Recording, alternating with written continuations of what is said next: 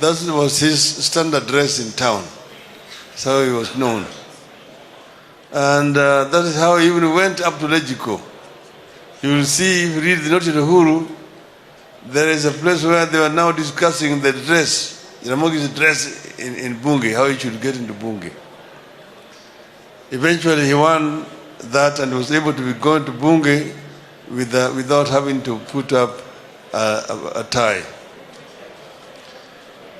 So, but we're growing up as children, he had been a teacher.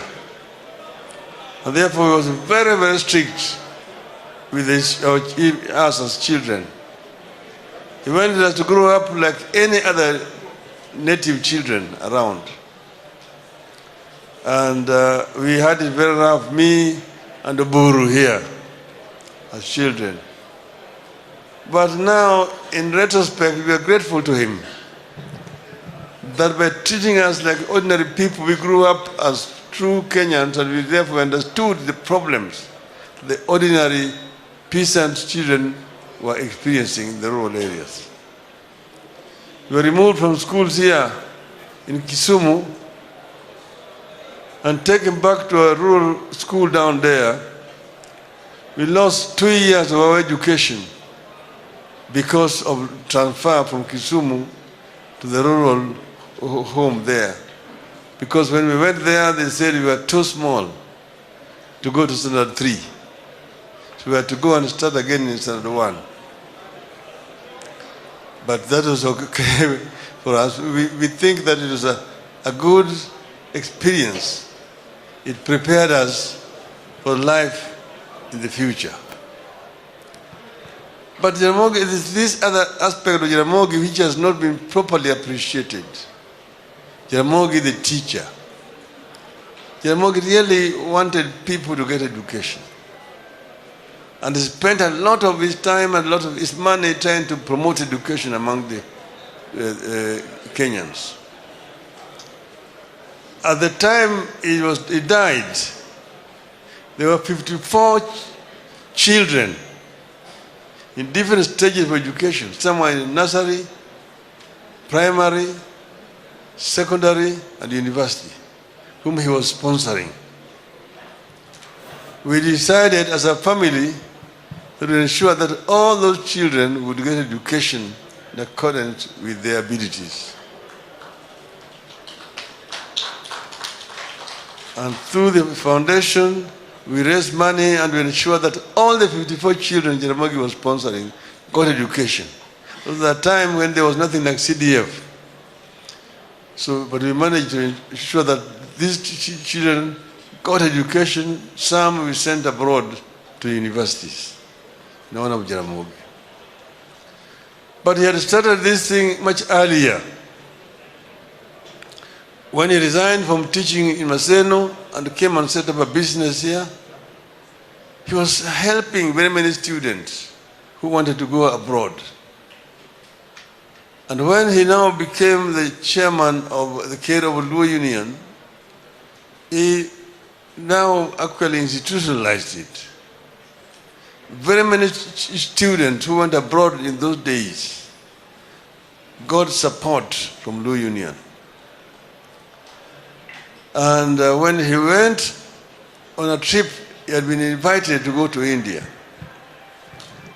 What happened is Jaramogi had constructed a building in the center of the town here. He called it Ramogi House.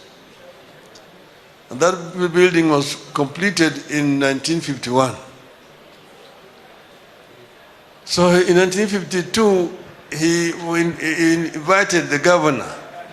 He wrote a letter to the governor through the PC to come and officially launch or open the building. The reply came back that the town center is not for Africans, natives.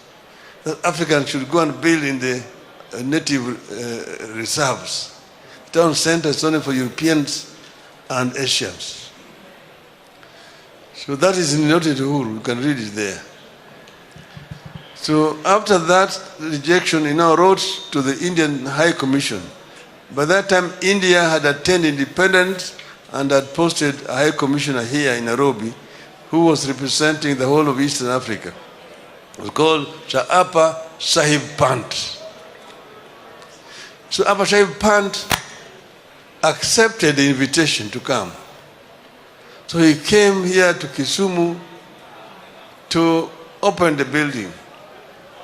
And when he looked at the building, he was so impressed that he said that people who are still struggling under colonial oppression can put up a building like this. He invited Jaramogi to go to India to see how Indians are working to reconstruct their country after independence. And that is how Jaramogi traveled to India. And in India, he spent 2 months in India.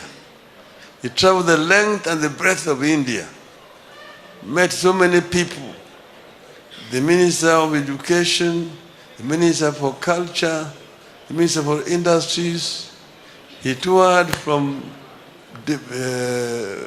Bombay to Delhi, to Bangalore, to Chennai, to Calcutta, to Srinagar, all part of India. Some by train, by road, by air. And when he came back, he wrote a book in Luo. It was called Dueche Areo e India. 2 months in India. He recorded everything that he had seen in India.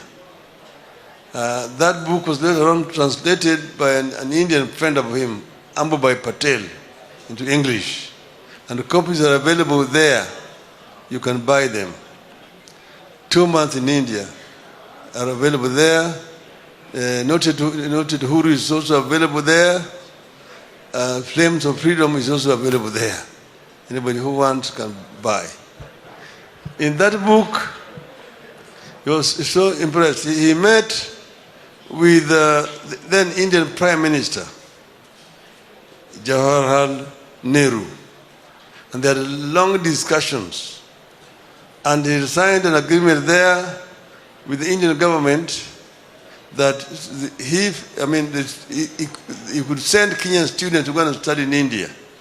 So long as they get transport to go to India, they would get Indian government scholarship to study for free in Indian universities. So Jaramogi then came here and recruited Kenyans to go and study in India. He opened an office in that building called Jivan Bharat building where the Indian High Commission was, and put a Kenyan who had come from India at that time called Olwande Kodul as the secretary. To that scholarship program, many Kenyans went to study in India from 1953, 4, 5, 6, all that.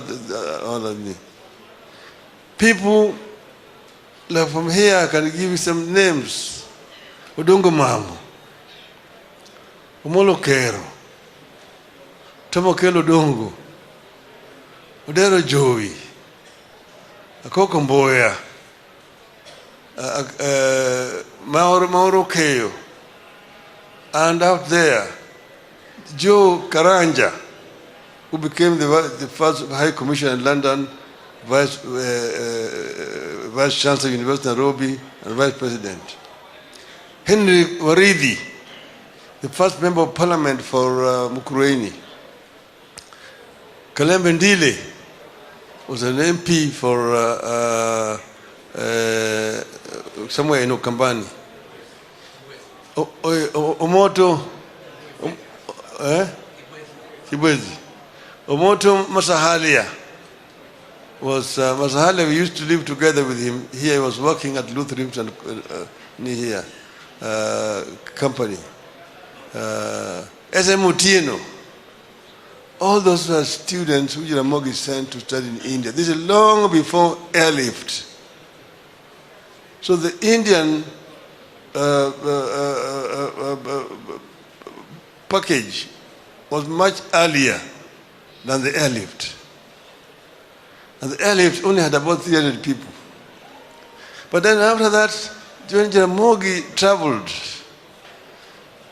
to the Eastern European countries, first Jaramogi had gone on to attend a conference in Tokyo, Japan, a World Peace Conference.